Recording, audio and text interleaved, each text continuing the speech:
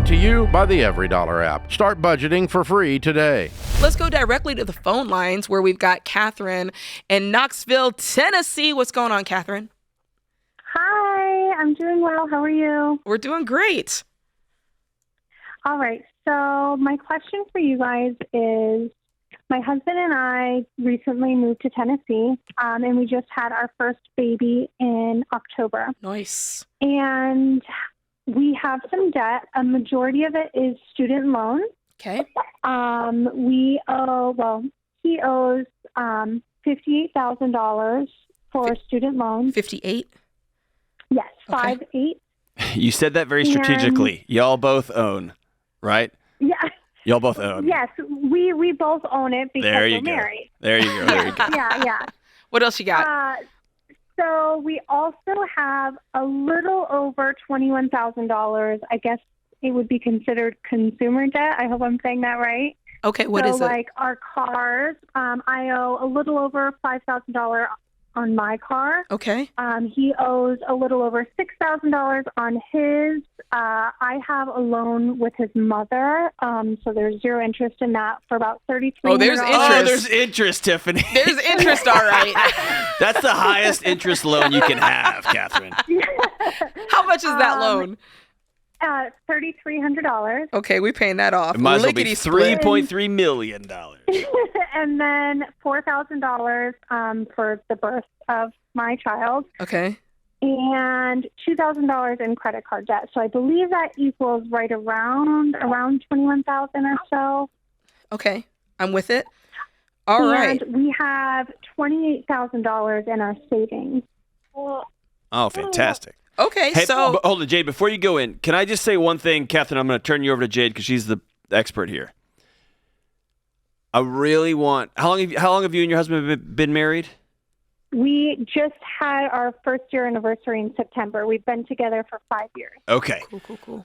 So I'll give you a little bit of a pass until the end of the day. Okay. I want you and your husband after this phone call to be highly intentional about using the word ours and we. Okay.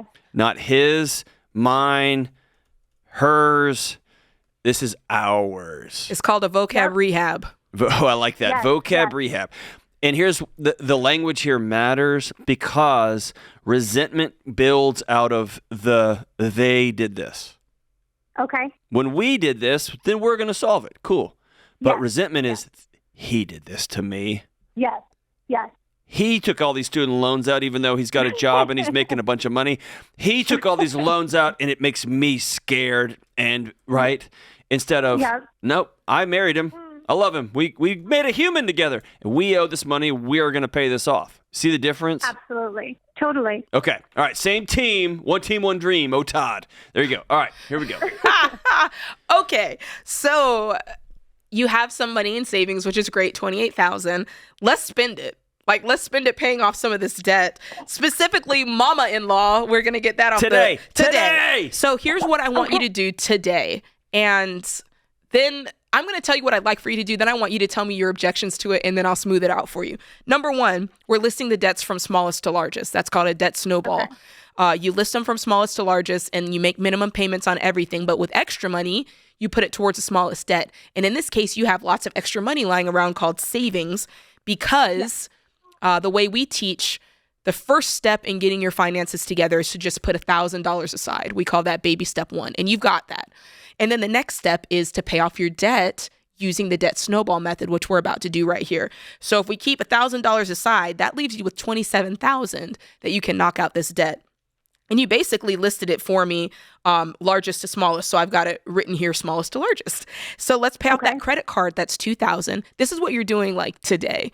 Paying off that credit card, that's $2,000. Then you're going to come in here and you're going to pay off mom-in-law, which is $3,300. Yep. Then after that, you're going to come over and pay that deductible and clear that out. And you're done with baby. And then you can clear out these cars, pay off both cars. That's crazy. How much peace does that give you? It gives me peace, but I'm not going to lie. I get worried about only having $1,000 with a new baby. I have a lot of fear when it comes to finances. I grew up very poor, and my husband didn't necessarily grow up the same way. So he doesn't have any anxiety when it comes to like finances. And I'm like a total worrywart. Do you know what's scarier though? What if something comes up? And that's what I'm trying to help you with. If something comes up and you have no debt, then nothing's popping, like nothing's coming up. But if something comes up and you have lots of debt, then you're screwed. Because here's the thing, something comes up, let's assume the worst, because you're like, oh, we have a baby. Yep. What's the worst that could happen? You lose your jobs. Yeah. $28,000 is not going to go very far when you've got credit cards, a deductible, mom to pay back, 2 cars that you're paying. That's called stress. But the moment that you pay off that debt, think about how much money is going to be back in your hands because you're not making payments. You're going to stack up $28,000 lickety split. And then when the big bad wolf comes to blow your house down, you're going to have no debt and $28,000. Yeah. So this is a short-term, this is you kind of having that short-term freak out just to get your cards in order. You should feel nervous. Yeah. It's $1,000. Okay. The space between you and calamity is very, very thin. Yeah. It's supposed to feel that way. That's the fire that you're going to run through the rest of this student loan mess with and be done forever. Okay. So that you're free. Yeah. Now, I grew up without a lot either. Okay. Okay. My dad worked really hard and real hard, and things were really tight.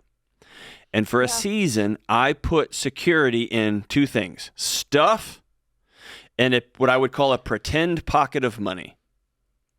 And that's what you've done. Yeah. You got a house that you didn't have growing up. You got a husband with a job that you didn't have growing up. You got 2 cars you didn't have growing up. And you've got this magical little pot of money that feels like it's yours. It is not yours. You've already spent it. You spent it on a baby. You spent it on 2 cars. It's not yours. Just go ahead and give it away. It's fake. Yeah, you're right. Now, what I'm going to tell you is peace on the other side, when you don't owe anybody anything and nobody can take anything from you. Yeah. That's a peace that those who struggled with less than growing up, they don't understand it until they get there, dude, and it's magic. Totally. How much do you and your husband make together? So I stay at home with our son, and he works full time, and he makes about $55,000. Okay. A year. Cool. And are you guys living on a budget? Yes. So we just did our budget this month, and we're really trying to buckle down on it. We're not big spenders we don't do a lot of extras. I think the most if we are spending is I tend to food hoard a little bit. Me too. Okay. Me too. Same team. I buy more than what we need in groceries. Okay. So here's the thing. You've got the money to clear out all these little ankle biter debts. And you've even got, you'll have 3,000 or 4,000, 5,000 or so that you can throw onto the student loan. But where it's really going to require you buckling down and jumping into that mindset that John just talked about is when it comes to the student loan, because the student loan is 50, by the time you pay down a little of it, it's going to be 55 and you earn 55. So yeah. What kind of degree did he get? Costing the same. He has his degree in early childhood education, his bachelor's. Is he a teacher? He doesn't. No. Okay. He actually works for a zoo. Okay. Here's the deal. He's going to have to get a second and probably a third job, making an additional $25,000 a year. Mm-hmm. And you might need to pick up some work that you can do at home. That's what I was going to bring up. So he also is a licensed tattoo artist. So he was working 2 jobs when we lived back in Connecticut, and now he is looking to get licensed in Tennessee and also work. Look, he needs whatever he can do to bring in some money. I always say, do whatever you can, and that includes you too. He's not the only one that can work extra. You've got some time in your day where you can pick up some extra cash. Create your free every dollar budget today, the simplest way to budget for your life.